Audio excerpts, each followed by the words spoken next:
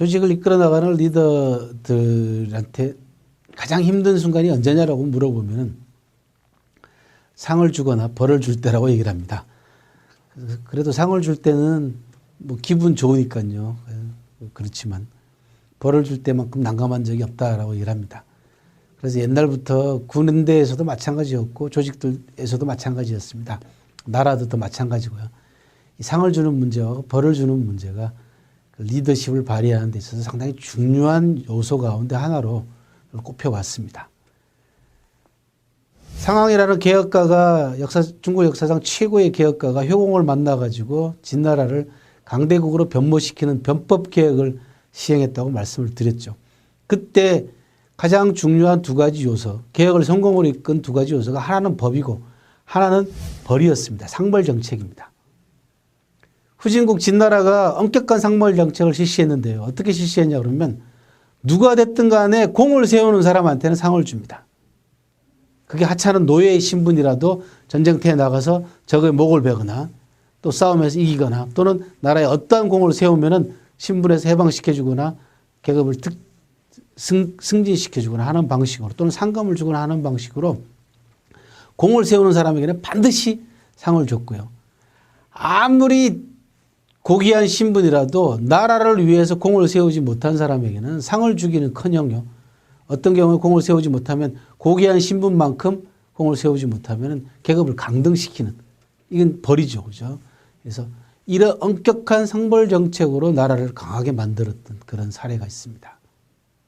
이건 오늘날 우리도 충분히 받아들여야 될 대목 가운데 한 대목입니다. 별다르게 한 일도 없이 혜택만 누리고 있는 기득권층 많지 않습니까? 오늘날 우리 고위공직자들 여러분들 한번 보십시오.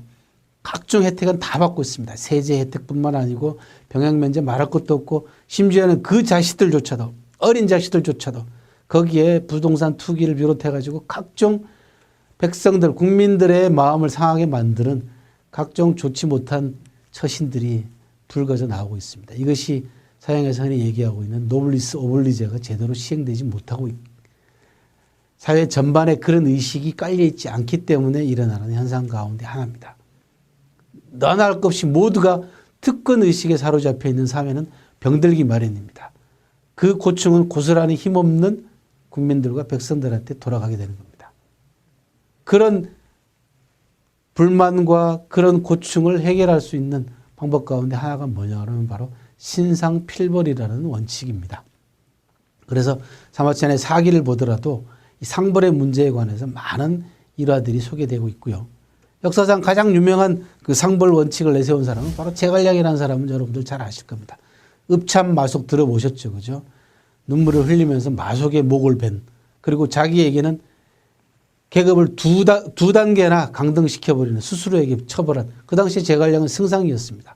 그렇게 하지 않아도 됩니다. 하지만 백성들에게 또는 여러 사람들에게 보여주기 위해서 확실하게 상벌 원칙을 보여주기 위해서 자기 스스로 2등급이나 2단계나 계급을 강등시키는 그런 그 읍참마속의 벌을 원칙을 보여준 인물입니다.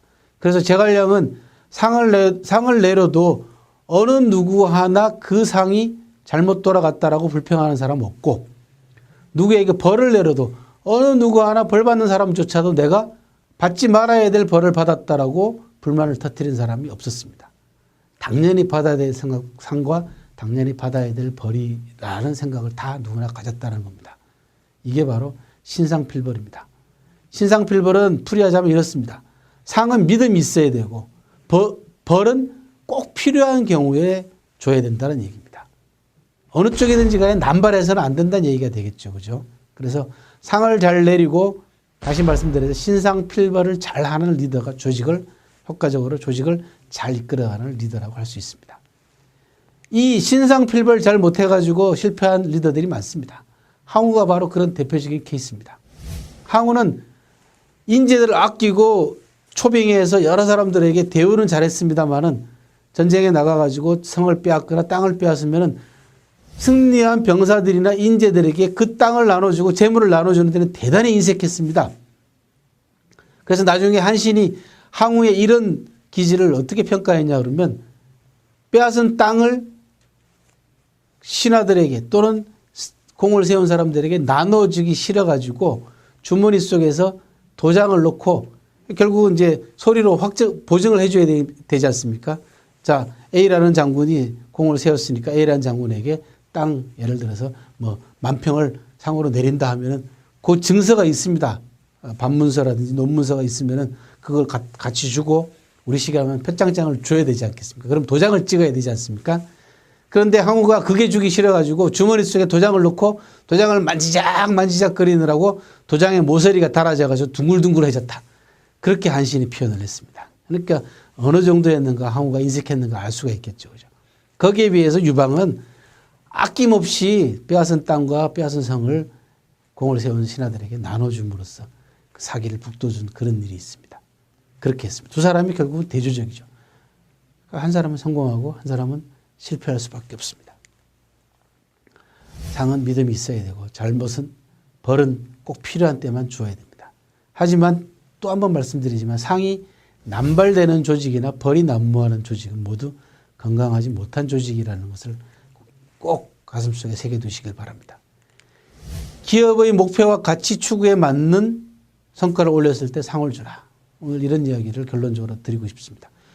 기업의 목표와 가치 추구에 맞는 성과를 올렸을 때 상을 줘야 됩니다. 이건 대단히 중요합니다. 이건 뭐냐 그러면 그 기업을 이끌어 나가는 리더의 철학이기 때문에 그렇습니다. 진나라 문공이라는 사람 사례를 여러분들한테 소개해 드린 바가 있는데 진나라 문공이 초나라하고 싸울 때 강을 건너고 있었습니다. 초나라 군대가. 그러자 A라는 신하는 강을 건너기 전에 공격하자고 얘기를 했고 B라는 신하는 강을 다 건너고 전열을 정비하고 난 다음에 공격해야 된다라고 얘기를 했습니다. 진문공은 A라는 신하의 전략을 받아들여 가지고 강을 건너기 전에 공격해 가지고 승리를 거두었습니다. 하지만 상을 줄 때는 B라는 신하에게 가장 큰 상을 줬습니다. 뭐냐? 그 당시에 춘추 시대 때의 전투의 원칙은 페어플레이 정신은 뭐냐 그러면 서로 전열을 가다듬고 전차를 마주본 상태에서 1대1로 대결해서 승리하는 쪽에게 승자가 땅이 주어지고 인질이 주어졌기 때문에 그렇습니다. 하지만 그 원칙이 약간씩 변화해 나가는 시점에서 A라는 신하가 바로 승리를 할 수 있는 전략을 제기하긴 했습니다. 하지만 진문공은 상은 A한테 1등 상을 주지 않고 B에게 줬습니다. 왜? 그게 원칙이었기 때문에 그렇습니다. 주변에 있는 신하들이 진문공에게 왜 승리하는 데 결정적인 역할을 한 사람에게 큰 상을 주지 않냐라고 얘기하자 진문공이 이렇게 얘기했습니다. A는 한순간 필요한 전략을 제안한 사람이고 B는 내가 평생 지켜야 될 원칙을 일깨워준 사람이다. 당연히 B에게 1등상을 줘야 되는 게 옳다라고 자기 소신을 얘기를 했습니다. 마찬가지입니다. 기업의 목표와 가치 추구에 맞는 성과를 올렸을 때 상을 줘야 됩니다. 무조건 성과를 올렸다고 해서 편법을 동원하거나 비정상적인 방법으로 해서 실적을 올렸다고 해서 상을 주기 시작하면은 모두가 전부 다 반칙을 일삼게 되고 불법과 비리를 저지르게 될 가능성이 크기 때문에 그렇습니다. 그래서 강조해서 드리고 싶은 말씀은 기업의 목표와 가치 추구에 맞는 성과를 올리는 사람에게 큰 상을 주어라는 얘기를 다시 한번 강조합니다. 성과 위주 업적 제일에서 벗어나서 좀 더 큰 부가가치를 창출할 수 있게 격려해라. 그것이 오늘날 상과 벌이 갖는 현대적 의미가 아닌가라는 생각을 해보게 됩니다.